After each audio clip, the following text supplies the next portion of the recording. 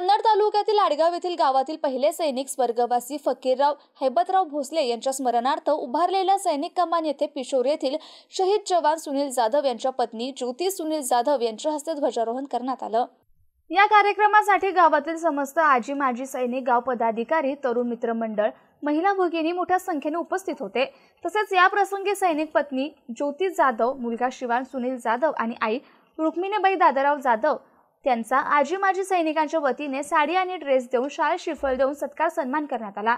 या प्रसंगी माजी सैनिक विष्णू जाधव, काका नारायण जाधव यांची उपस्थिती होती। या कार्यक्रमाचे आयोजन आणि नियोजन सैनिक उमाकांत भोसले, सदाशिव भोसले, शिवाजी भोसले, भूषण भोसले, वसंत भोसले, अनुराज भोसले, दिनकर सुस्ते, सुभाष सुस्ते आदींनी केले। यावेळी या कार्यक्रमाचे सूत्रसंचालन आणि आभार प्रदर्शन पत्रकार अरमान मदार यांनी केले। यावेळी जिल्हा परिषद प्राथमिक शाळा आणि छत्रपती शिवाजी महाराज विद्यालयाचे शिक्षक, विद्यार्थी मोठ्या संख्येने उपस्थित होते।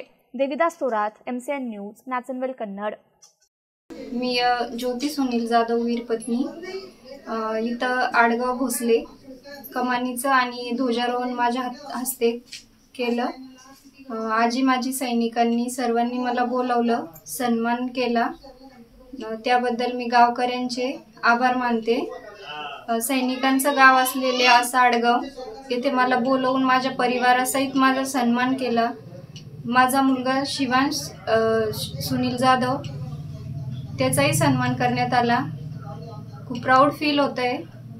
आम्ही जाधव परिवाराकडनं भोसले आडगाव इथे आलो आणि आमचा सन्मान केला।